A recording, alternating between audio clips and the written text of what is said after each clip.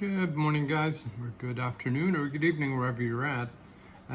This is the third in a series of deep dive reviews into the Energon Emerging Universe series that we're doing.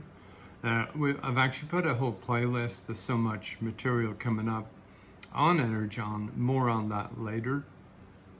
But for today's video, we will be looking at volumes 2 and 3 of Void Rivals, which for those of you coming in late to the party, and we do have catch-ups in the form of the links that I'm going to put in the description and the comments, so that you can catch up on parts 1 and 2, where we started off with Void Rivals, which is the first kind of entry point book, if you like, into the Energon Universe. But a lot of people later ended up starting with Daniel Warren Johnson's Transformers, as that was such a kind of a lightning rod moment. Void Rivals Volume 2 collects issues 7 to 12 and material from the Energon Universe 2024 special, whilst the Volume 3 that we'll be looking at collects Void Rivals issues 13 to 18. Book 2 delves deeper into the two main worlds at play, Zeronia and Agoria, the surrounding players in the emerging universe, and continues their growth and the shared journey of the central protagonists, Darak and Solila. Plot points of the overall arc for Void Rivals, and indeed the whole Energon universe itself, are hinted at here, with the fast pace of the first volume giving slight way to more artistic expression and truly gorgeous shots, especially the Transformer interactions, and brilliant, spiky, fun dialogue in the best Kirkman style. The introduction of Darth Vader-esque villain Proximus is certainly an interesting touch, and one that helps delve deeper into the mythos, as we see connections with Solila and with the overall Zeronia culture. The triple changing Autobot Springer gets a lot more page time in this volume, and this is particularly welcome. And really shows Kirkman's very cleverly gradual bringing in of the other elements of the Energon books, without losing any of the uniqueness that makes Void Rivals so fascinating and a good read on its own merits. Every time that the Skuxoid character, and I say Skuxoid character because even after researching, that is both his name and his race. So it's one of those kind of Groot situations, I think. But whenever he shows up, you know that we're in for a good time. And his rich and hilarious personality, very Kirkman in Invincible mode for sure, is particularly welcome here and unexpected. This is further deepened and surprising in a particular scene which I won't spoil, but involving the Skuxoid character returning home, and an interesting little piece of dialogue that reveals a lot more about him and the situation. And it is so interesting because it is giving off definitely the Invincible animated universe, definitely the comics ones as well, but this is certainly something they play with in great detail in the animated show, where they give characters a lot of space and they reveal a lot of things about even side or potentially throwaway characters that you don't typically see. Lorenzo De Felici is not just a superbly competent and visually extravagant artist, but very, very good at keeping the narrative flowing and showing exactly what's going on, whilst also a master of pacing. The more generous amount of page space that's given to the big reveals, even just the full page spreads and much larger panels for visually striking characters, is a real joy to experience here. Obviously, most of these characters are interesting visual designs, but especially the Transformers and the size difference between them and most of the other races that they come into contact with and each other, giving us a sense of perspective. But it definitely adds a touch of Veritas and gives us an idea of the epic scale, a reminder of exactly, who we're dealing with, and all of which serve to draw us even further into the story without breaking that kind of disbelief magic.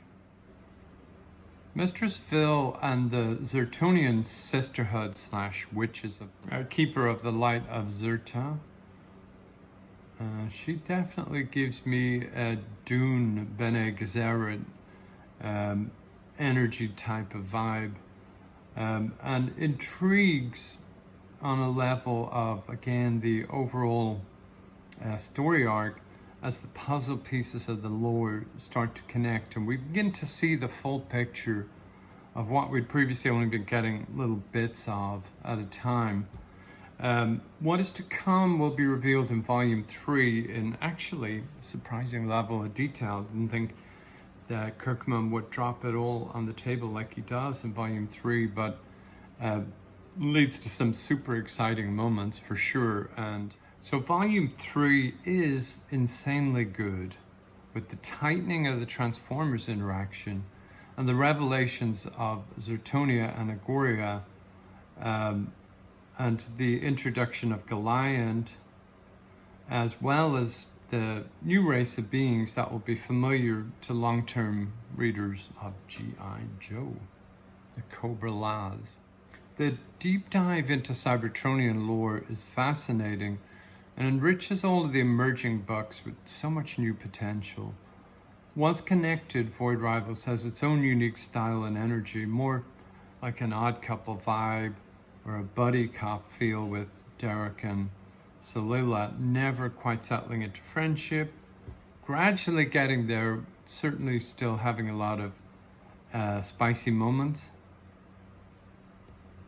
For me, as someone who never read Transformers before Daniel Warren Johnson, it's fascinating coming in at this point, though it does mean I have to keep checking what's new and what's lore. And to that point, like I said at the beginning of this video, I have started the specific Energon playlist, as there was so much to get into. The more I started looking at it, both reading it and going through it for review, that is much for my own kind of research to start off with, and then been asked about it. I'm putting together some kind of a reading order and a breakdown for people who are new like me, so you can easily come in, have your questions answered, and know what's going on. The Invincible-style deep action open at the start of Volume 3 is super appealing, with the visuals by Lorenzo De Felici and Patricio Del Pech rising to the challenge wonderfully, with the kinetic brilliance of his line work being uplifted by the saturated otherworldly hues of the color work. Russ Wooten's lettering also really brings to life the different characters, such as Handroid, which is, let's agree, the best name ever come up with for an android character, Vector Theta, and the Cybertron characters in vivid, uniquely individual ways. The design work by Andres Suarez in both books is sharp and consistently wrapping the books up tightly and bookending the comics collected with a visually smart and alluring look and feel. The twin themes of religion and biological versus found family is also quite well done here, interweaved with the central pair of Darak and Solila, the Transformers themselves and the history of Cybertron, the friendship and so many different factions being apart from each other, and the long life of these characters, and even the side characters like Squexoid that I mentioned above, really gets the family relationship angle, and how important it is underlying any of the action scenes or kind of the interesting mystique lore scenes as well. The second part of that, with the exploration of history, religion, and how the original meaning behind any historically based religious system usually based on an original text or scripture, will inevitably get twisted into all manner of shapes, often at odds with the founders' original purposes around which the belief system was started and is based, is brought to life here so naturally and subtle a fashion that you almost don't realize it's happened until you stop and think and go, wait a minute. Giving weight and individual personalities to everyone, including the Transformers, is fascinating to a newcomer like me, with the conversations between Hot Rod and Springer introducing me to more of the Transformer characters and of the differences between them. Showing how they interact with other races as well as each other effectively places them in the wider Energon universe and adds depth and scope to both. So guys, Energon is the surprise piece of modern comics for me. Like I've mentioned before, when I started this channel in late March, early April, after doing the TikTok thing for a couple of months, I've always been involved in comics and did podcasts and got to interview some big stars like Pia Guerrera, Brian Talbot, and a few others like David Lloyd, Simon Furman, but I hadn't been really involved in that side of things for a few years. So when I started getting back into, buying the modern collections and catching up with what's going on at the moment, obviously Absolute, etc. But Immortal Thor and Exquisite Corpses were the first two series that really grabbed me and that it made me really want to focus and get back into this. But I didn't expect either the success of the Energon Universe or me to find it so personally intriguing. Like I mentioned above, having never really grown up either reading or being into any of the Transformers characters.